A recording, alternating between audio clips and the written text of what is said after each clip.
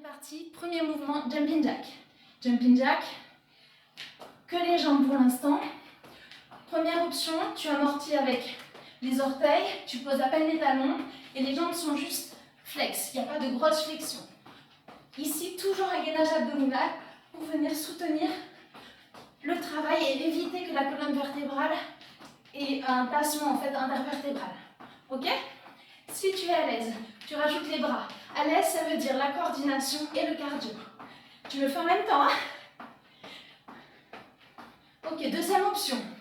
Ici, on va aller poser les talons et le corps va se projeter vers l'avant et vers l'arrière.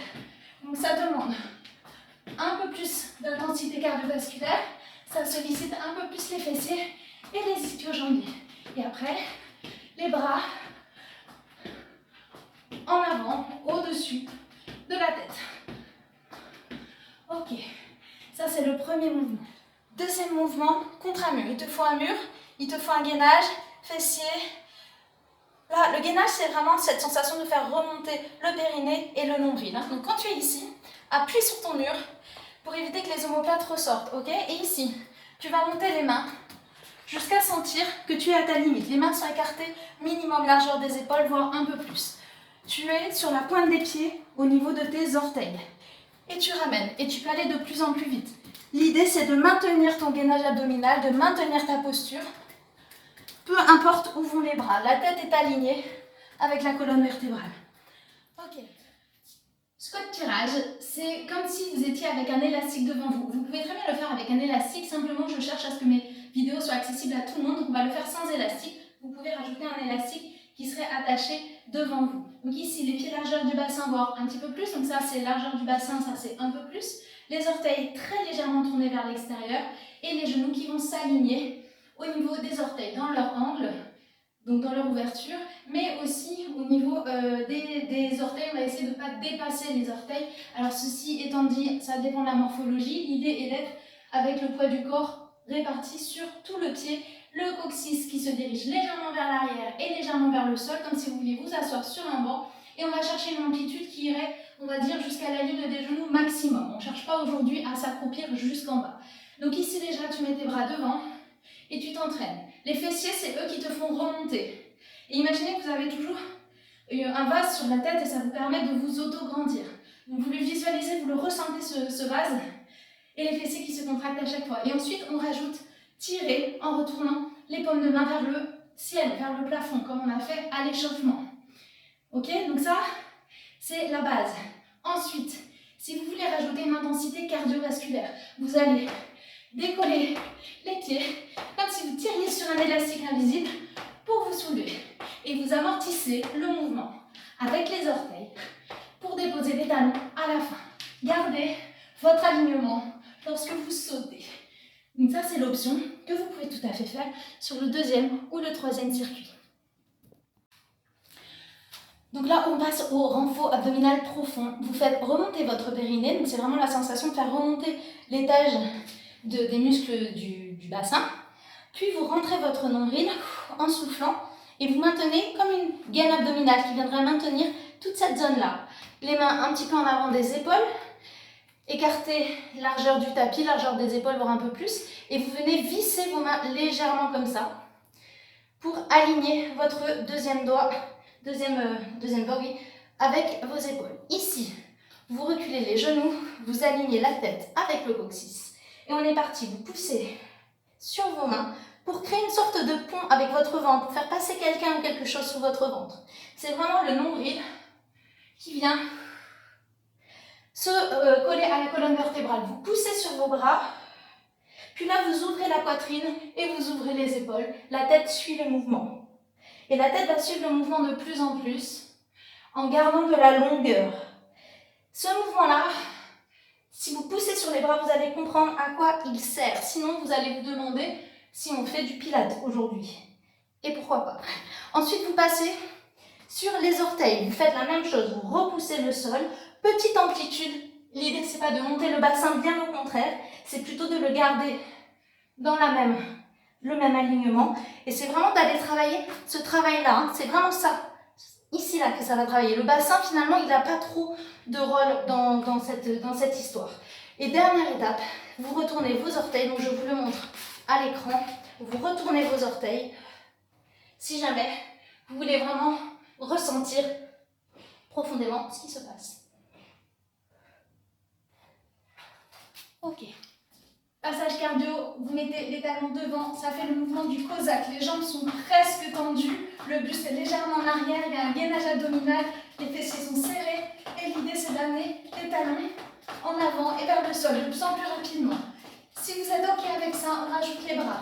Les bras, ça donne ça. Ils se croisent dans un sens et dans un autre. Et vous alternez. Et après la vitesse, c'est vous qui gérez. Une fois qu'on a fait ça, on passe vers l'arrière. Ici, buste légèrement penché vers l'avant.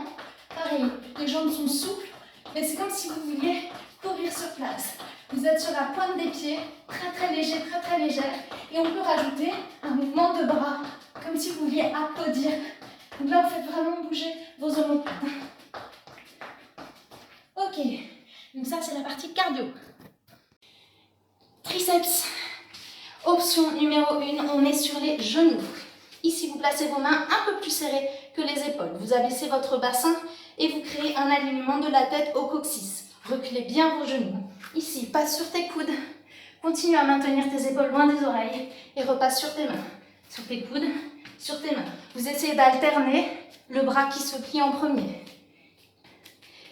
Et l'idée, c'est de garder le bassin relativement fixe. Évidemment, il va bouger, mais l'idée, c'est de ne pas le bouger au maximum. Je vous laisse vous entraîner un petit peu. Sachez que la séance arrive après. Vous vous êtes retourné après les pompes, vous avez enlevé le tapis. Et ici, vous placez vos mains, alors légèrement en ouverture, donc pas les doigts vers les fesses, mais légèrement en ouverture pour que les épaules puissent s'ouvrir. Ici, appuyez sur vos pieds, vos talons sont sous vos fessiers, sous vos genoux. Vous remontez les fessiers pour faire une sorte de planche. Gardez le menton en double menton pour aligner la nuque. Et vous allez marcher avec vos mains. Vos mains travaillent et ce sont vos pieds qui suivent. L'idée, c'est de maintenir le bassin le plus fixe possible. Retournez-vous, stabilisez-vous et vous reculez avec les mains. Donc j'insiste, ce sont les mains qui font le mouvement et ce sont les pieds qui suivent le mouvement. Et après, on pourra accélérer en fonction de vos envies et de vos besoins. Donc ça, c'est le dernier mouvement, un mouvement que j'aime beaucoup, un classique. Alors, option sur les genoux, vous alignez les talons avec les fessiers, vous alignez le coude sous l'épaule et vous repoussez le sol avec votre épaule. Ici, la taille vient se creuser parce que vous rentrez votre ceinture abdominale et sur le souffle, en contractant les fessiers, vous remontez le bassin. Première étape, vous regardez sous votre aisselle, vous faites passer le bras sous l'aisselle en gardant le fait de repousser le sol avec votre coude. Votre bassin reste fixe, ok? C'est le point fixe.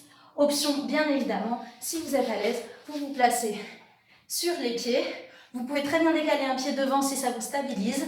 L'enjeu, c'est de rester stabilisé, le bassin reste fixe. Et sur le souffle, même histoire. Vous venez soulever légèrement la taille vers le plafond pour laisser passer le bras. L'idée vraiment, c'est de maintenir votre gaine abdominale. On va faire la même chose de l'autre côté, parce que parfois on a des surprises. On se sent à l'aise d'un côté et de l'autre, il nous faut quelques temps pour que notre cerveau s'adapte.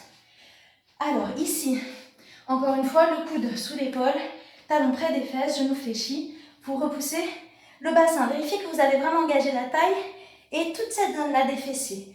Ici, tu vas regarder sous ton aisselle. Donc là, comme vous êtes sur les genoux, vous avez encore votre cerveau qui peut réfléchir un minimum en termes d'intensité.